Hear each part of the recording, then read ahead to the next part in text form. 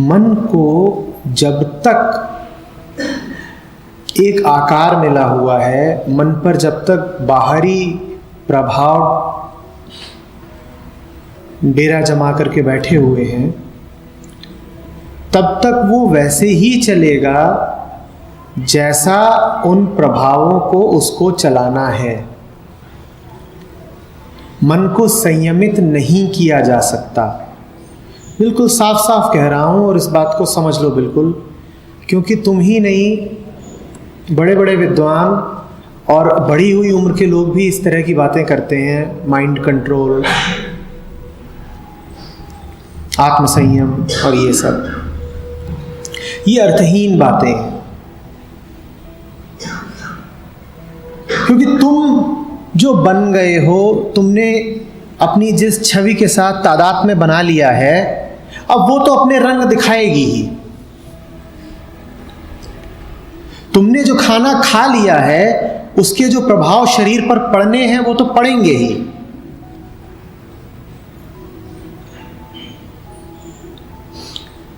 तुम ऐसा ही सवाल पूछ रहे हो कि तुम खूब सारा ऐसा भोजन कर लो जो शरीर में गर्मी पैदा करता है, और फिर कहो कि अब टेम्परेचर कंट्रोल कैसे करें। अब नहीं हो सकता कुछ भी। सोडियम पर पानी पड़ गया है, अब तो जो होना है सो होके रहेगा, विस्फोट होगा। पर तुम्हारी गहरी से गहरी इच्छा यह है कि सोडियम पर पानी पड़ता भी रहे और विस्फोट भी ना हो। तुम दोनों हाथों लड्डू रखना चाहते हो। तुम कहते हो हम जिस प्रकार का जीवन जी रहे हैं, जीते भी रहें, उसके मजे भी लूटते रहें, और मन भी वैसा ही चले जैसा मन की मर्जी है। नहीं, ऐसा नहीं हो पाएगा। कर्म फल तो भुगतना ही पड़ेगा।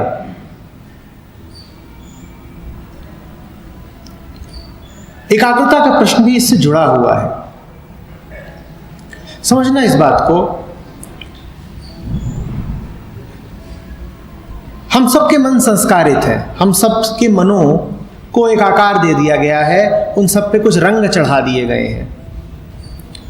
जैसे हमें संस्कार दे दिए गए हैं, वैसी ही हमारी एकाग्रता हो गई है। तुम भूल कर रहे हो अगर तुम सोचते हो कि तुम एकाग्र नहीं हो सकते। तुम सब गहरे से गहरी एकाग्रता को पाते हो, लेकिन उस एकाग्रता के विषय वही होते हैं जो तुम्हें तुम्हारे संस्कारों ने सिखाए हैं। मैं अभी यहां पर पीछे एक कोलाज लगा दूं जिसमें 100 प्रकार के चित्र हों, और उसी में बीच में कहीं पर एक छोटा सा ऐसा चित्र हो जो तुम्हारे मन को खूब रुचता हो। तुम एकाग्र हो जाओगे। उतने बड़े कोलाज में तुम वो छोटा सा चित्र ढूंढ निकालोगे और उसी पर तुम्हारी आंखें और मन दोनों जम जाएंगे। इतना विशाल भंडार है इंटरनेट, तुम उसमें खोज निकालते हो जो तुम्हें चाहिए और पूरी तरह एकाग्र हो जाते हो वहां पर। तब तुम कभी पूछने नहीं आते कि सर वो वाली साइट मिल तो गई है पर एकाग्र नहीं हो पा रहे।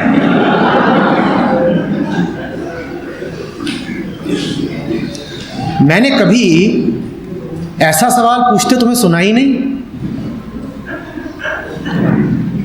दुनिया की जितनी बेहूदगियां हैं उन पर तुम पूर्णतया एकाग्र हो जाते हो, कोई दिक्कत ही नहीं होती। तो कभी मत कहो कि हम एकाग्र हो नहीं पाते, बल्कि पूछो अपने आप से कि मन ऐसा कैसे है कि उसने यही विषय चुन लिए हैं एकाग्रता के।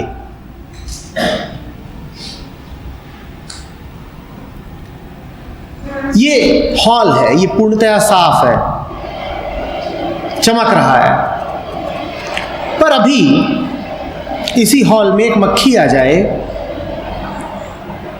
तो पूरी एकाग्रता से अपने लिए चुन लेगी कोई स्थान जो कैसा हो, गंदा हो। मक्खी के सामने कोई विकल्प ही नहीं है। यदि तुम मक्खी हो गए तो तुम्हें गंदगी पर ही एकाग्र होना पड़ेगा, तुम सफाई पर एकाग्र नहीं हो पाओगे। तो प्रश्न ये पूछो कि मैं मक्खी हुआ क्यों। मक्खी हो जाने के बाद अब कोई चुनाव बचा नहीं है।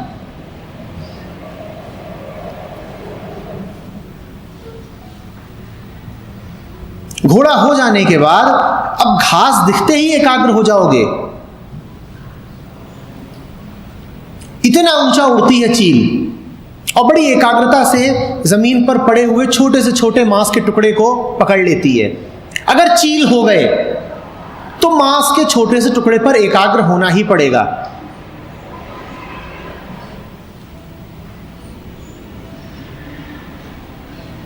पूछो कि मन हुआ क्यों मक्खी मालिक, मन हुआ क्यों चील जैसा। असली प्रश्न वो है। हम चील नहीं थे सदा, हम मक्खी नहीं थे सदा।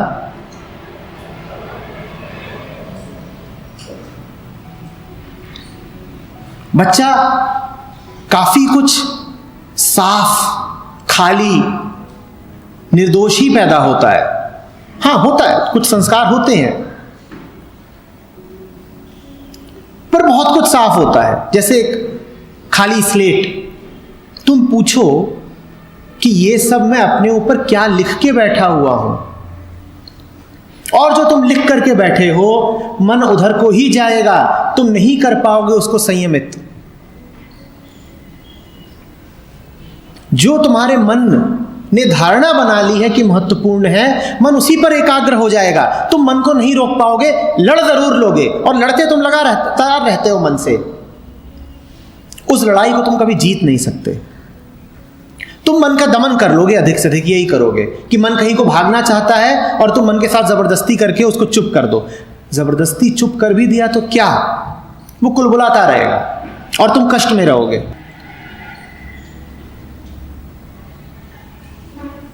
बात समझ रहे हो? पर बहुत कम हुआ है कि मुझसे लोगों ने कहा हो कि हम अपना संपूर्ण कायाकल्प करने में उत्सुक हैं। हमें धो ही डेलना है इस मन को, हमें कुछ शेष नहीं रखना। हमें नहीं लगाव है कि हमने ये जान लिया, ये पढ़ लिया, ये संस्कार हैं, ये धारणाएं हैं, ये रूढ़ियां हैं। ऐसा कोई मिलता ही नहीं बहादुर जो कहे कि मैं तैयार हूं अकेला खड़ा होने को, धारणाओं को पीछे छोड़ के।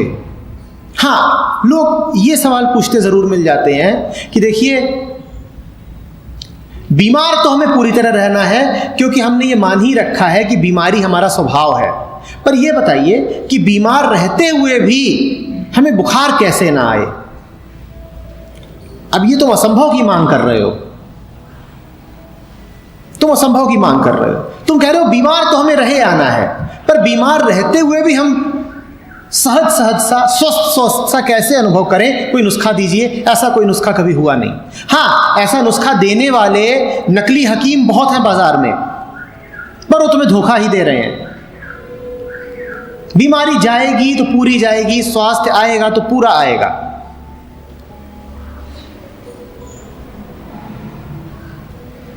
पर तुम्हारी मांग ये है कि हम बीमार तो बने रहें, हमें कुछ इधर उधर की बातें और बता दीजिए। वो वैसा ही है कि जैसे कोई कैंसर का मरीज आए और उससे कहा जाए कि देखो कैंसर है, तुम्हारे पूरे शरीर का रेचन करना पड़ेगा। वो कहे नहीं नहीं, कुछ थोड़ा बहुत बता दीजिए। कहिए तो बाल साफ करा लो, इतना मुझे स्वीकार है। अब सर के बाल घुटवा लेने से कैंसर तो नहीं ठीक हो जाएगा।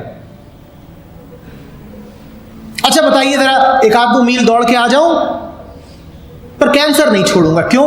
कैंसर बड़ा प्यारा है, विरासत में मिला है, खानदानी कैंसर है, कैसे छोड़ूं? कैंसर नहीं छोड़ सकता। और बताइए क्या करना है? दांत साफ कर लूं? दांत साफ करने से कैंसर नहीं जाएगा। वो जहर तुम्हारे रेशे रेशे में भरा हुआ है। कैसे हो जाओगे एकाग्र? तुम कहते हो पढ़ाई पर एकाग्र नहीं हो पाता।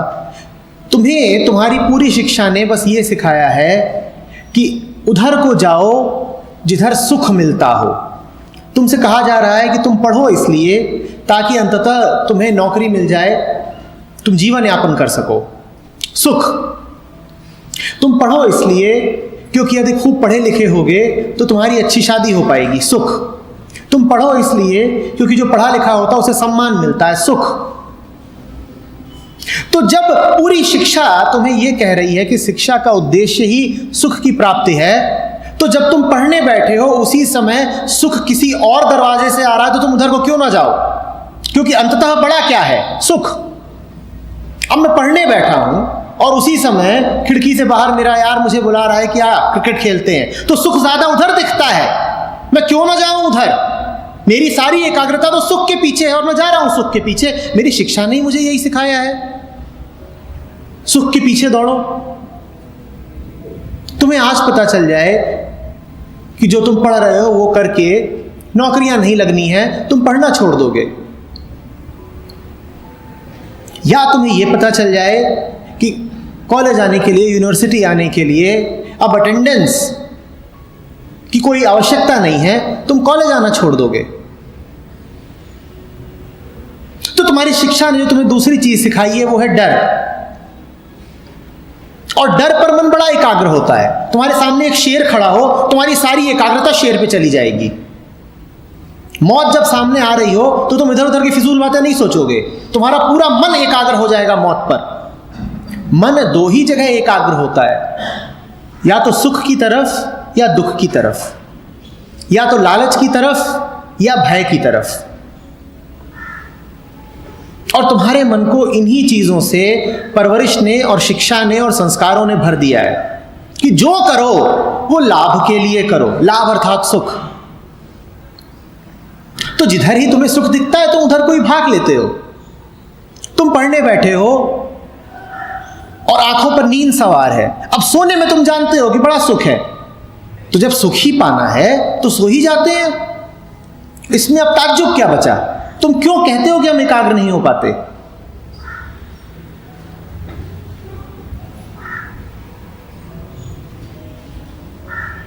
मन पूरे तरीके से दूषित है। एकाग्रता वो जानता है, पर एकाग्रता के जो उसने विषय चुने हैं वो अपने दूषण से चुने हैं।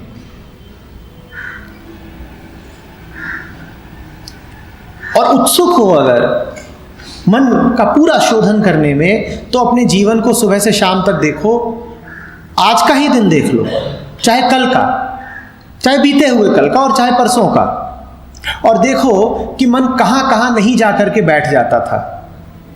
ऐसा नहीं है कि ये पक्षी कहीं बैठना जानता नहीं, पर ये सबसे गंदी डालें चुन रहा है बैठने के लिए।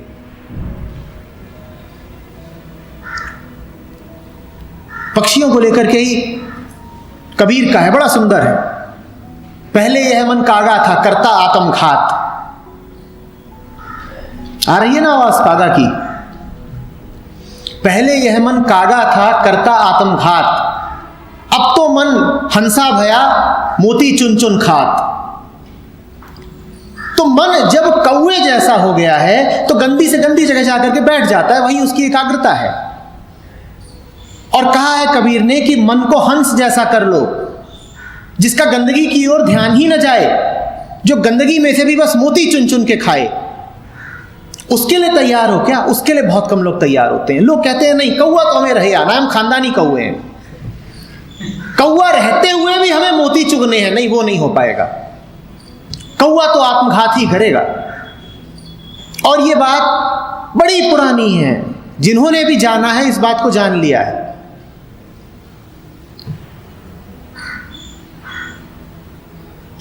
अपना पूर्ण पुनर्सृजन करना पड़ेगा,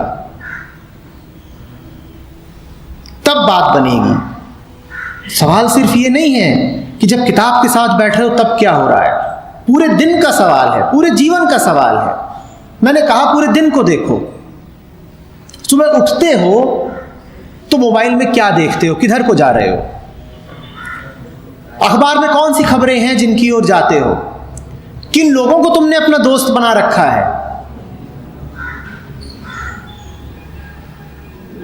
और जैसे जैसे पूरे जीवन में तब्दीली आना शुरू होगी, तुम पाओगे कि तुम्हारी एकाग्रता भी बदलने लगी है। वो एक पूर्ण बदलाव होगा, जीवन के किसी हिस्से में आंशिक बदलाव नहीं। तुम पाओगे कि तुम्हारे निर्णय, तुम्हारी पसंदें पूरी पूरी बदल रही हैं।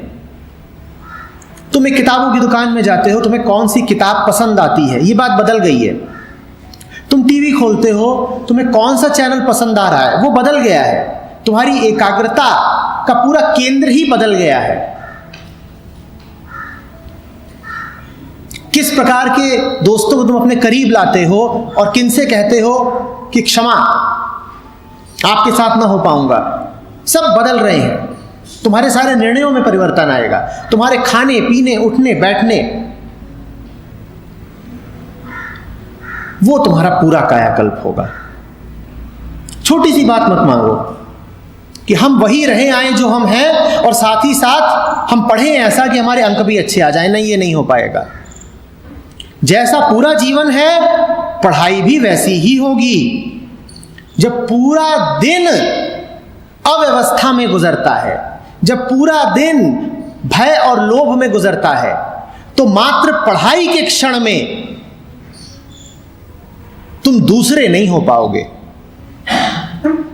इस कमरे के बाहर जो तुम थे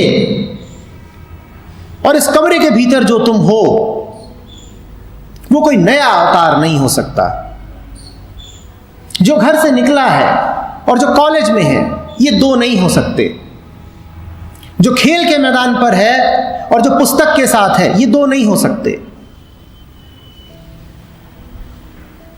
जीवन एक है, पूर्ण है। पूरे जीवन पर ही ध्यान देना होगा।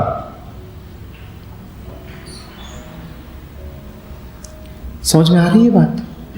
और इस काम को बहुत भारी मत समझ लेना कि तुम कहो कि हमने तो छोटी सी चीज मांगी थी, कंसंट्रेशन, और इन्होंने कह दिया कि पूरा जीवन ही बदलो। नहीं, तुम जिसे छोटी सी चीज कह रहे हो वो छोटी नहीं है, क्योंकि तुम उसे जीवन भर मांगते रहे और तुम्हें मिली नहीं है।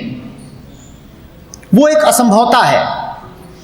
मैं तुमसे जो कह रहा हूं वो सुनने में शायद तुम्हें अभी बड़ी लगे, पर वो बात बड़ी सहज है। मैं तुमसे कह रहा हूं, जो ही कर रहे हो उसी पर ध्यान दो। अभी बैठे हो तो बैठने पर अपने ध्यान दो कि ये हो क्या रहा है, मेरे बैठने में क्या गुणवत्ता है। बात करते हो तो उस पर ध्यान दो, होश में जियो। और जब तुम होश में जीने लगोगे तो तुम पाओगे कि अब तुम्हें एकाग्रता की जरूरत ही नहीं रही, क्योंकि एकाग्रता भी एक प्रकार का संयम है, एकाग्रता भी एक प्रकार का खिंचाव है। तुम कहोगे एकाग्रता अब चाहिए किसको?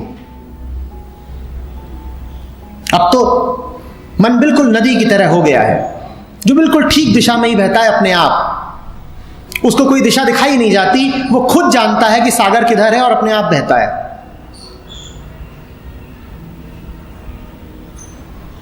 सरल है, बहुत सरल है। ठीक अभी से शुरुआत कर सकते हो, और जैसे जैसे इसमें आगे बढ़ते जाओगे, जैसे जैसे इसमें डूबते जाओगे, तुम्हें इसका स्वाद मिलता जाएगा। वैसे वैसे तुम कहोगे, वाह, ये पहले क्यों नहीं हुआ? कभी भी हो सकता था। बड़ी साधारण सी बात है, कुछ विशेष करना ही नहीं है, बस होश में रहे आना है।